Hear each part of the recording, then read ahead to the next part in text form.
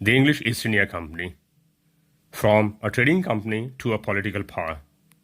The English East India Company, that had come to India as a trading company, had to fight one war after the other in order to gain more territories for more trade gains. This led it to a new dimension of gain, and that was political gain in India. For this, the company used various strategies. Instead of launching a direct military attack on an unknown Indian territory, it used political, economic, and diplomatic methods of various types to extend its influence. The battles of Plassey and Buxar had been already won. After the Battle of Buxar, the company had started appointing political or commercial agents known as residents in Indian territories to further its interests. Through the residents, the company interfered in the internal matters of the Indian territories, deciding who would ascend the throne and who would look into administration. Some Indian territories were imposed with entering into a subsidiary alliance, according to which that territory, instead of maintaining its own army, had to take the help of the subsidiary forces belonging to the company and pay them for that. Many an Indian ruler lost a part of his or her territory as a penalty for not being able to pay the subsidiary forces. A direct military attack was launched by the company on an Indian territory only when the latter posed a threat to the former's political or economic interests.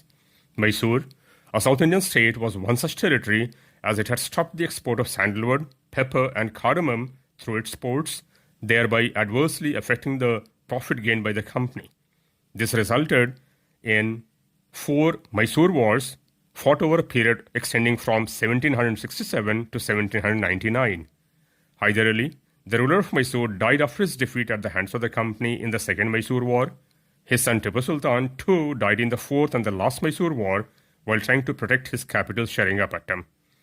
The company restored the Vodayas to the throne of Mysore, imposing a subsidiary alliance on it. The company then turned its attention towards bringing the Marathas under its control, who were divided into many states under different dynasties, though held by their chief, the Peshwa. A series of 3 wars known as Anglo-Maratha Wars was fought. It resulted in a complete demolition of Maratha power, giving the company a complete control over Odisha and territories north of Yamuna, including Agra and Delhi. The Peshwa was pensioned off to Bithur near Kanpur. Fearing an attack from Russia, the company brought Afghanistan under its indirect control. Next was the turn of Sindh, and after the death of Maharaja Ranjit Singh, Punjab was also annexed. Now, with the coming of Dalhousie as the Governor General, a new policy of doctrine of lapse was introduced, according to which a kingdom would pass into the hands of the company if its ruler died without leaving a natural heir to the throne. It meant that an adopted child would not have the right to ascend the throne of his or her foster parent.